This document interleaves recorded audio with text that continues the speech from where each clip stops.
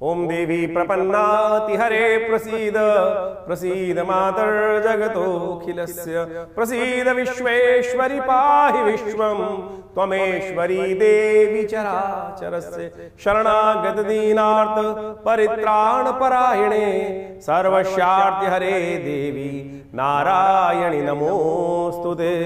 25 तारीख का दिन बुधवार का दिन है, सप्तमी तिथि इस दिन विद्यमान है और ग्रह नक्षत्रों का परिवर्तन का योग जो बन रहा है वो आपके वारे न्यारे करवाने वाला है। इस दिन दो विशेष परिवर्तन के योग बन रहे हैं। एक तो राजयोग बन रहा है और आपकी राशि में दूसरा जो योग बन रहा है वो बहुत अद्भुत रूप से जीत का योग बन रहा है, सही दिशा में चलने का योग बन रहा है। आपकी राशि के दृष्टिकोण से दोनों हाथ में तलवार आपके दिखाई देती है, जिसमें आप चाणक्य नीति का भी इस्तेमाल करने वाले हैं और भगवान की कृपा भी आपको प्राप्त होने वाली है। उसके लिए थोड़ा सरल होना पड़ेगा। किसी तीर्थ में जाके भगवान के दर्शन करें, भगवान का आशीर्वाद लेके काम करें। चंद्रमा बृहस्पति के साथ विराजमान होकर भाग्य में जो योग बना रहा है उसका लाभ लीजिए। सरलता से, विनम्रता से भक्ति का योग उदय करने का आप प्रयास करेंगे तो बहुत अच्छा रहेगा। ये दिन आपकी राशि के दृष्टिकोण से समझें, भगवती का दिन है, कालरात्रि का दिन है। हमने कहा दो तलवार, विशेष तौर पर गलतों को काटने के लिए छोड़ने की ज़रूरत नहीं है। चाणक्य नीति का इस्तेमाल अगर छोड़ दिया तो कल वो आपको खा जाएगा, इस बात का ध्यान रखने की ज़रूरत है। इसलिए भगवती का कालरात्रि का स्वरूप जो है भयंकर स्वरूप है, राक्षसों का मर्दन करने वाला स्वरूप है, तो उसका उपयोग करें। और माँ भगवती के सुंदर सर्वा बाधा प्रशमनम त्रैलोक्य अखिलेश्वरी एक मंत्र है जो 11वें अध्याय में आता है। कहा जाता है इसका स्तवन कर लेने से अंदर बैठे हुए काम, क्रोध, मद, लोभ सब शांत हो जाते हैं। तो इसलिए विशेष तौर पर दुर्गा सप्तशती के 11वें अध्याय का इस वक्त पाठ करना चाहिए। 26 तारीख का दिन बृहस्पतिवार का दिन है, अष्टमी नहीं महाअष्टमी का योग है ये वाला। और साथ साथ इस दिन भी रामनवमी पड़ने वाली है, अन्नपूर्णा जयंती पड़ने वाली है। और एक ग्रह का परिवर्तन जो होने जा रहा है वो सबसे इम्पॉर्टेंट है, मंगल महाराज उदय होने जा रहे हैं। और अब मंगल उदय होकर आपकी राशि के दृष्टिकोण से बहुत विशेष योग आपके लिए उत्पन्न करेंगे, जो आपके शौर्य बल में भी वृद्धि करने की योग बनाएंगे। तो ऐसे में आपको इसके बल को समझने का प्रयास करना चाहिए। लेकिन कई बार मंगल काफ़ी लंबे समय बाद उदय होते हैं तो कई बार इतनी ज़्यादा शक्ति का उदय कर देते हैं, मैं ये भी कर लूँगा, मैं वो भी कर लूँगा। ऐसे में कहीं ना कहीं किन्हीं कारणों से थोड़ी सी अनिद्रा की शिकायत हो जाती है। तो आप ध्यान रखना कि थोड़ा बैलेंस होकर, कई बार काफ़ी दिन बाद मंगल उदय होने जा रहे हैं तो कुछ दिन तक थोड़ा सा आपको एंजाइटी बढ़ा सकते हैं। तो उसको कंट्रोल करने के लिए थोड़ा सा हनुमान जी की आराधना कर लीजिए। रामनवमी है इस दिन, कन्या पूजन करिए, थोड़ा सा उग्रता शांत होगी और उससे सही दिशा प्राप्त करने का रास्ता बन जाएगा। समस्त शोकों को नाश करने का दिन तो अपने आप ही बहुत सुंदर है, महागौरी का स्तवन है। तो इस दिन विशेष तौर पर माँ गौरी की आराधना, कन्या पूजन इत्यादि भगवान राम का सुंदर रूप से पूजन करना चाहिए। रामनवमी इसलिए इस दिन मनाई जानी जाएगी क्योंकि अगले दिन उदय तिथि होते हुए भी मध्याह्न काल में नहीं है। मध्याह्न व्यापनी जो नवमी है वो रामनवमी के लिए प्रशस्त कही जाती है। तो मध्याह्न के समय जो योग है वो इसी दिन पूर्व ग्रहीय जो है वो बन रहा है। तो इसलिए इसको ग्रहण करके सुंदर रूप से रामनवमी का त्यौहार बनाएं, बड़ा कल्याणकारी योग बनेगा। 27 तारीख शुक्रवार का अवसर है, नवमी तिथि विद्यमान है, महानवमी का अवसर है। और इस दिन ग्रह नक्षत्रों का योग आपकी राशि के दृष्टिकोण से आपके लिए आनंद देने का योग बना रहा है। जितना प्रयास करोगे उतनी सफलता मिलने के योग बनाता दिखाई दे रहा है। प्रयास से भागो मत, जितने जितने ढाक तुम कोई कोशिशें करो, असफलता यदि मिल रही है तो ढाक ढाक पात पात करने का प्रयास करो कि आगे बढ़ो, बिल्कुल जीत तुम्हारी होगी। पीछे हाथ बढ़ाने का अवसर ही नहीं मिलेगा। आगे बढ़ते हुए कार्य करने का प्रयास करो, सफलता की तरफ अग्रसित होने के योग बहुत अच्छे से बनते दिखाई दे रहे हैं। महानवमी का अवसर है, ये महानवमी समस्त मनोरथों को सिद्ध करने वाली है। और इस दिन रामचरितमानस का जयंती भी मानी जाती है। इस दिन हमने विशेष कार्यक्रम रखा है विवेकानंद आश्रम में, उसमें आप सम्मिलित होंगे तो माँ भगवती का आशीर्वाद मिलेगा। जहाँ आशीर्वाद मिलेगा वहाँ विजय, सुख और शास्त्रात्म शांति अवश्य प्राप्त होगी। 27 तारीख को महानवमी का सुंदर पर्व है। जैसा हमने कहा विवेकानंद योगाश्रम में नवमी के माँ भगवती का सुंदर श्री विग्रह विराजमान है, जो 1947 में मुल्तान से 500 साल पुरानी प्रतिमा भगवती की हमारे आश्रम पे पदार्पण करी। पत्थर चल के स्वयं आते हैं। सोचिए, माँ भगवती का स्वयं पदार्पण कहाँ, मुल्तान से किस प्रकार की स्थिति से निकाल कर लाई गई मूर्ति भगवती की, सिद्ध मूर्ति भगवती की। और वहाँ आज ये विवेकानंद योगाश्रम में प्रतिष्ठित है दिल्ली में। और उनके अलौकिक दर्शन करने का सुंदर योग है। कहा जाता है महानवमी के दिन जो इनका दर्शन करते हैं, इनके समक्ष बैठ के यज्ञ करते हैं, उनके जीवन में समस्त विघ्नों को दूर करने का आशीर्वाद माँ भगवती से स्वयं मिल जाता है। तो आइए इस महानवमी के अवसर पर आप स्वयं यज्ञ में सम्मिलित हों। शाम को 5 बजे से यज्ञ पूजन आरंभ होगा, भंडारा रहेगा विशाल, और माँ भगवती की कृपा से समस्त अनिष्टों को दूर करने का योग अद्भुत रूप से बन जाता है। ये दिव्य भगवती का श्री विग्रह जो विवेकानंद योगाश्रम में विराजमान है, यहाँ पर नित्य करीब करीब 8 घंटे का यज्ञ चलता है और संपूर्ण दुर्गा सप्तशती में सहस्त्र चंडी का कार्यक्रम भी लगा रहता है। इस बार करीब करीब 1000 पाठ, जी हाँ, करीब करीब 1000 से ज़्यादा पाठ यहाँ किए गए यज्ञ के यज्ञात्मक तौर पर, और उसका अद्भुत प्रभाव है। कम से कम पूर्णाहुति पर आप सब यदि उसी यज्ञ में आकर आहुति देंगे तो उस यज्ञ के महान पुण्य के आप विशेष तौर पर सहायक बन पाएंगे, उसी का पुण्य आपको प्राप्त करने के योग बन जाते हैं। वैसे तो शास्त्र कहता है अनाहुतु अध्वर ब्रजेत, यज्ञ में तो बिना बुलाए भी जाना चाहिए।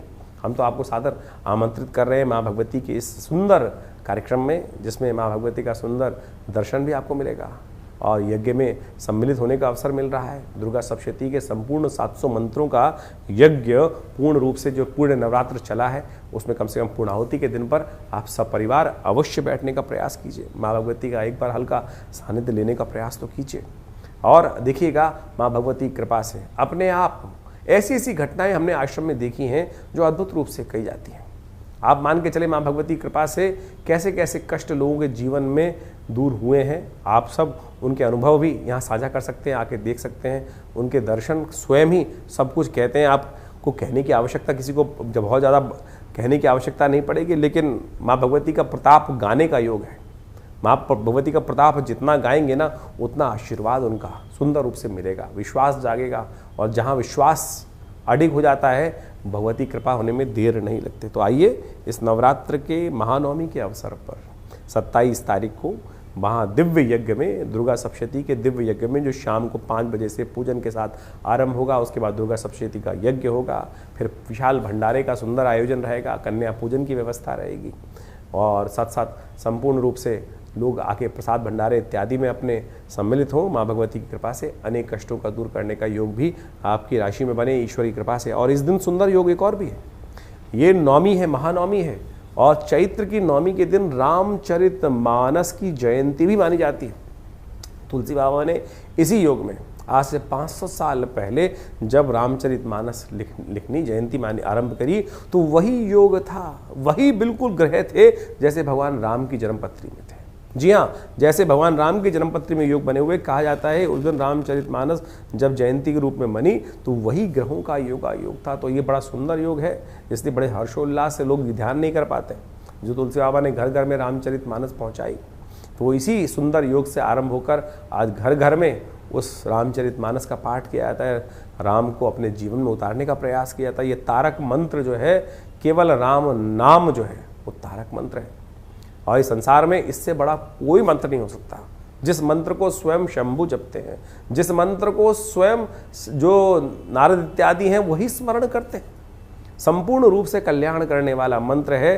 तो इसको नित्यपति अहर्निश आप जपने का प्रयास करें, आपकी समस्त कष्ट दूर होंगे। माँ भगवती की कृपा से, भगवान की कृपा से आपके समस्त अनिष्टों को दूर करने का योग अद्भुत रूप से बन जाएगा। राम नाम अद्भुत रूप से इस संसार में, इस कलयुग में यही नाम कल्याण करने वाला है, यही नाम तारने वाला है, और समस्त ग्रहों के अनिष्ट को भी यही नाम दूर करने वाला है। तुला राशि वालों के लिए 28 तारीख का दिन, शनिवार का दिन क्या लेकर आया है दशमी तिथि का, ये भी जान लेना चाहिए। आपके राशि ग्रह नक्षत्रों के दृष्टिकोण से इस समय जो है वो पॉजिटिव होने के योग अब दिखाई दे रहा है। अब देखिए मंगल उदय हो चुके हैं, और आपकी राशि के दृष्टिकोण से कई ग्रहों का योग जो बन रहा है वो आपके लिए जितने कदम उतनी विजय के निश्चित करने के योग बनाते दिखाई दे रहे हैं। शनिवार का दिन है, लेकिन ध्यान रखना शनि महाराज आपकी राशि के दृष्टिकोण से इस वक्त जहाँ चल रहे हैं अस्त अवस्था में चल रहे हैं, तो इसलिए कहीं ना कहीं कुछ लोग विपत्ति के योग बना सकते हैं। आपकी राशि में जो दबे बैठे थे वो कहीं ना कहीं आपको दिखाई देगा, अब उस सिर उठाने का प्रयास कर रहे हैं, तो उन सिर उठाने से पहले ही उनका मर्दन करना जरूरी है। वो परेशानियां जो हैं वो नई थोड़ी सी आपको कहीं ना कहीं सिर उठाने के योग बनाती दिखाई दे रही होंगी, तो इसलिए आपको उनसे घबराहट भी थोड़ा मन कहीं ना कहीं होने के योग बन सकते हैं। तो इसमें कोशिश ये करें, थोड़ा सा एक उपाय करने का प्रयास करें। आपके लिए इस शुभ तिथि में दशमी तिथि के दिन शनिवार का जो योग पड़ रहा है उसके दिन ध्यान रखते हुए कार्य करना चाहिए। अपने पितरों के निमित्त तर्पण करना चाहिए। धर्मराज की दशमी होती है, तो इस दिन किसी नदी इत्यादि के पास जाकर तर्पण इत्यादि का अपने पितरों के निमित्त करने से पितरों की कृपा से बहुत सारे अनिष्टों को दूर करने का योग बन जाएगा, और ग्रह भी अनुकूल हो जाएंगे। 29 तारीख का दिवस रविवार का दिवस है। एकादशी तिथि इस दिन विद्यमान है। वर्ष की पहली एकादशी है जिसे कामदा एकादशी कहा जाता है। ग्रह नक्षत्र आपकी राशि के दृष्टिकोण से परिवर्तन की तरफ जाएंगे और लाभ के योग बनाएंगे।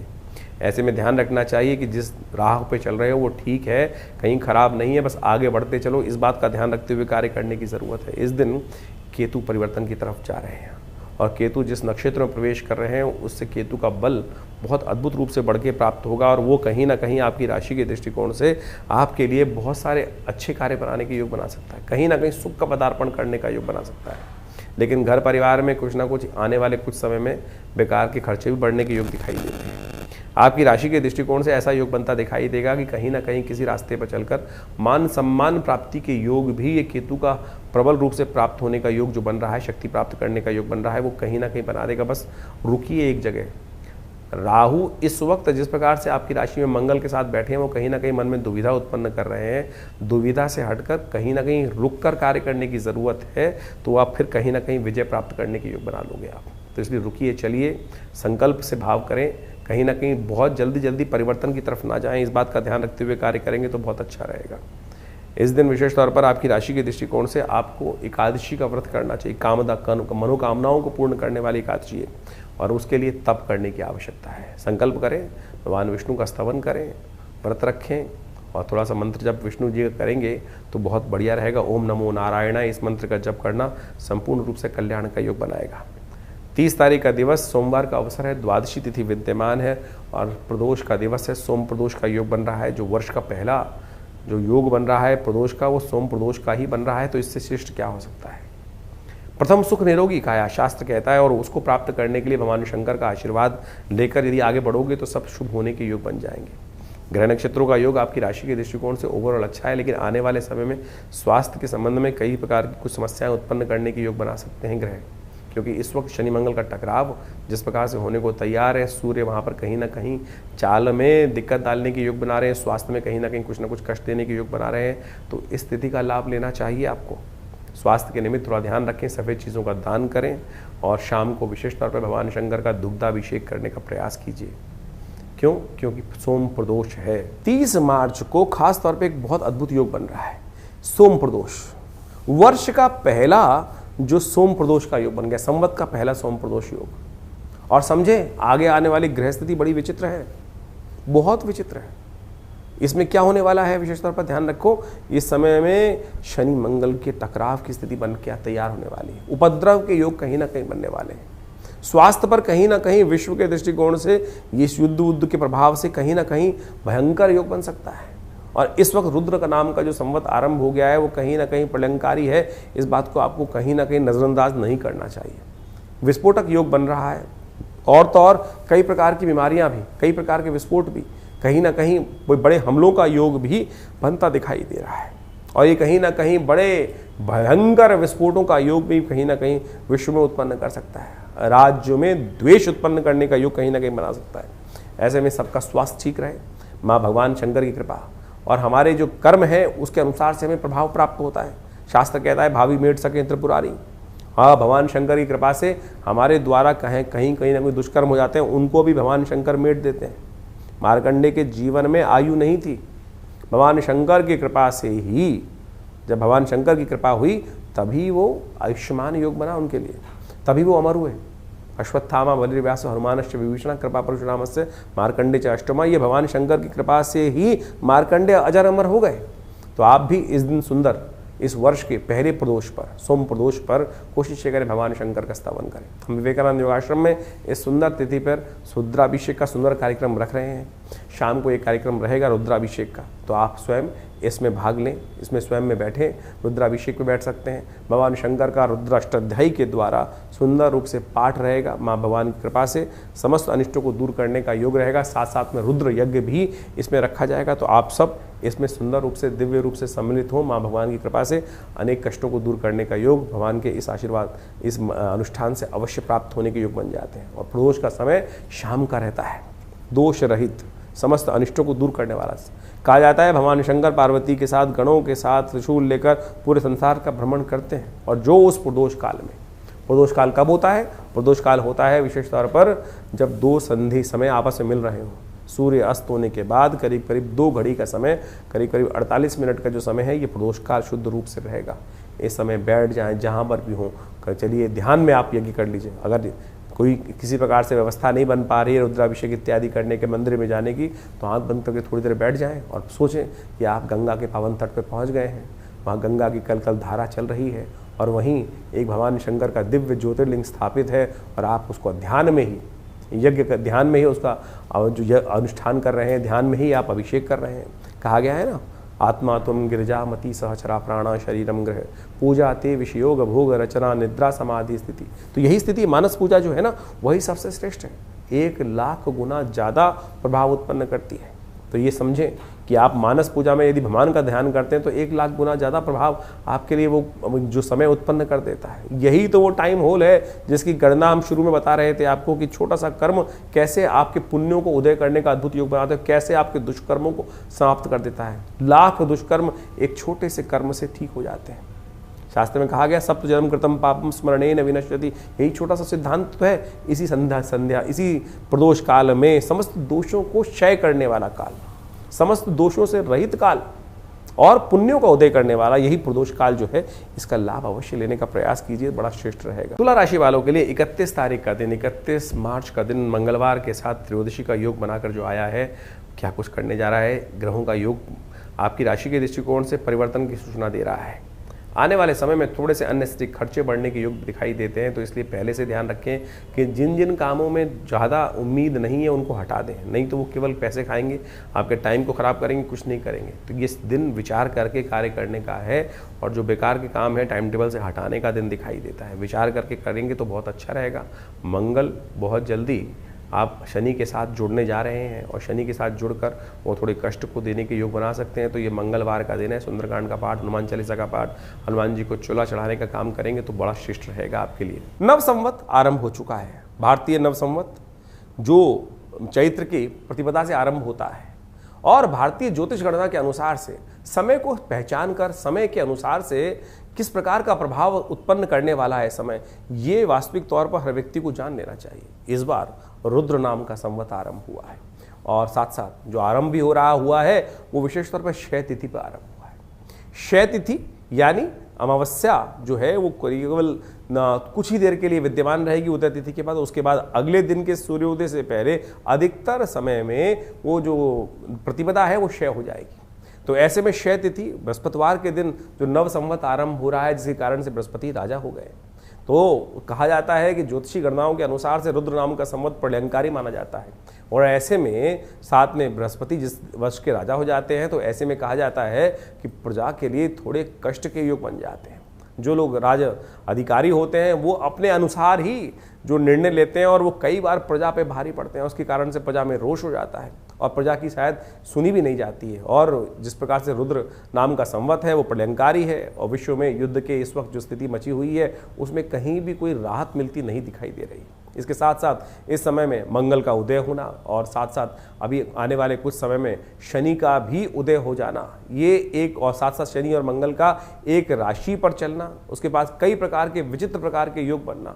शनि और विशेष तौर पे आप समझें सूर्य एक साथ चल रहे हैं, मंगल राहु बुध की युति चल रही है, ये कहीं ना कहीं विश्व में कष्ट देने के योग साफ साफ बनाती दिखाई दे रही है। और इसमें जिस प्रकार की भयावह स्थिति दिखाई देती है पूरे, और इस बृहस्पतिवार जो चैत्र का महीना है इसमें जो योग बन रहा है, 5 बृहस्पतिवार का भी योग बन रहा है, ये कहीं ना कहीं प्रजा को कहीं ना कहीं कष्ट प्राप्ति के संकेत मिलते हैं। और राज्य लोगों को, जो राज्य अधिकारी लोग हैं, राजा लोग हैं, जो कहीं ना कहीं हर देश के कहीं ना कहीं राजा बने हुए हैं, उन सबको भी इस बात को समझना चाहिए।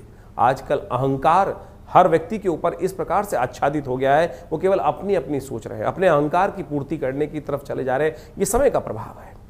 हर देश का जो प्रणेता है, जो राजनेता अपने आप को बना हुआ है, वो कहीं ना कहीं इसी प्रकार की स्थिति में चल रहा है और वो प्रजा की सोच भी नहीं रहे हैं। अपने अहंकार के अंदर जिस प्रकार की आहुतियाँ उपस्थित करते चले जा रहे हैं, उसके कारण से पूरे विश्व की प्रजा को कहीं ना कहीं किसी न किसी प्रकार से कष्ट झेलना पड़ता दिखाई दे रहा है। यह रुद्र नाम के संवत का प्रभाव भी इसी प्रकार का ही है। और ये जो इस पूरे वर्ष में ऐसा योग बनाता है कि कहीं ना कहीं पूरे विश्व वर्ष भर इसी प्रकार की घटनाएं कहीं ना कहीं चलती रहेंगी।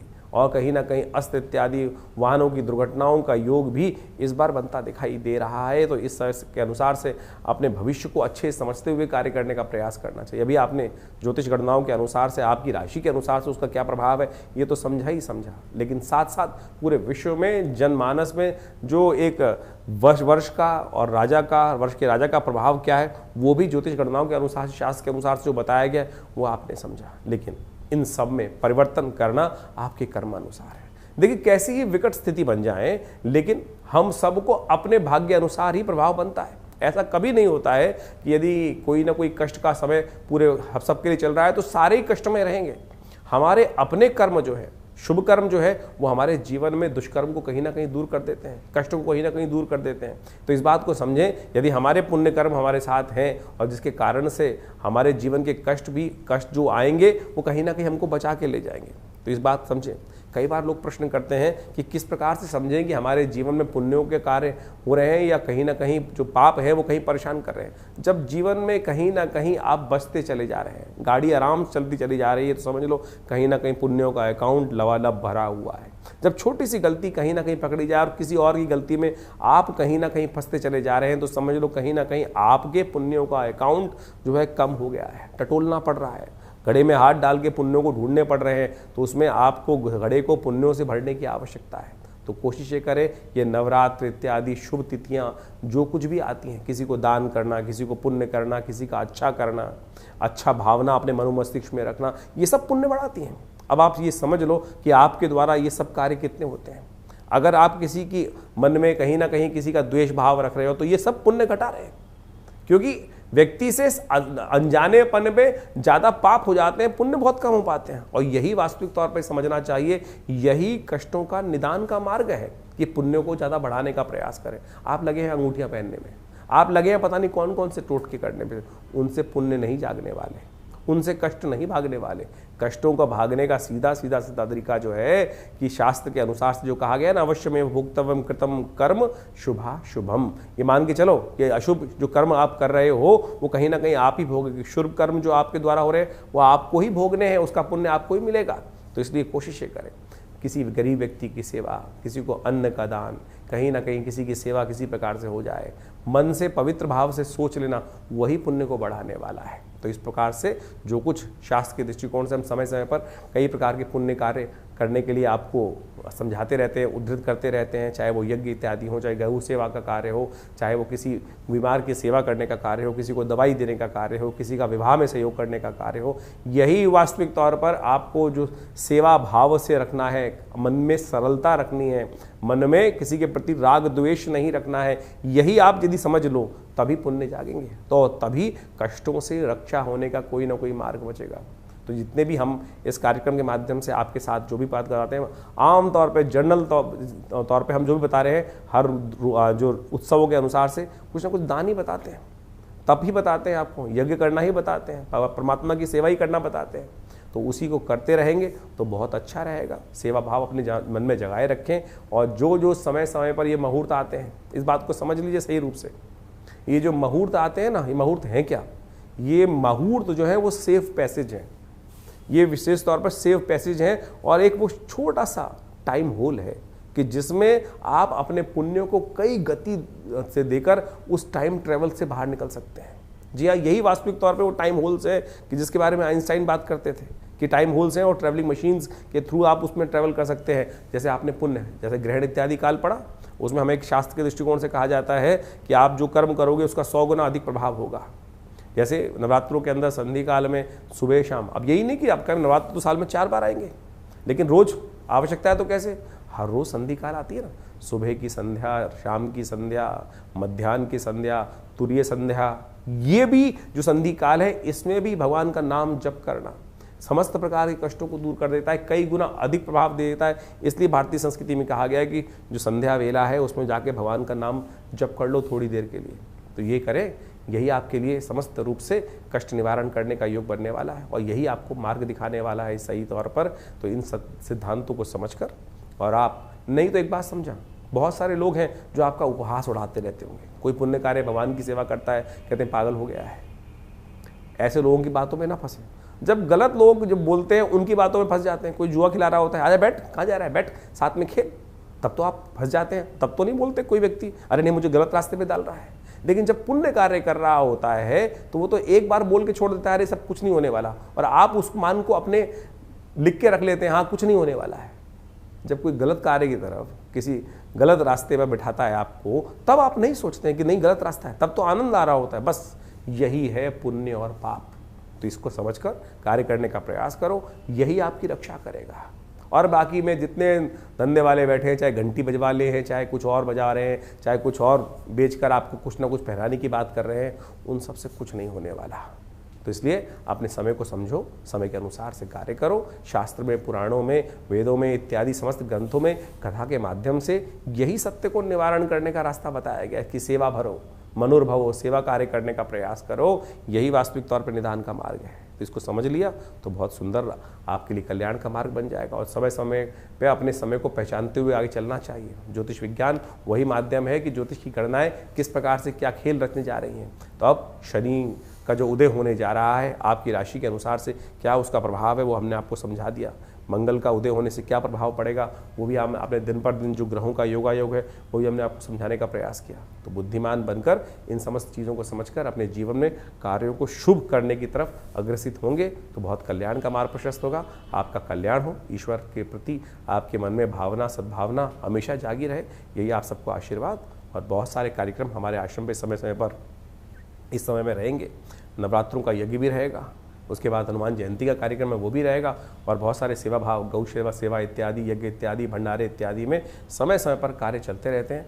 आप उनके साथ अपने आप को जोड़ने का प्रयास कीजिए। और बहुत बड़ा हॉस्पिटल भी है दिल्ली में, विवेकानंद योगाश्रम, जिसमें लोगों की जनमानस की सेवा करने के लिए बहुत सारे कार्य भी किए जा रहे हैं। आप उसमें जुड़ सकते हैं। धन्यवाद, नमस्कार।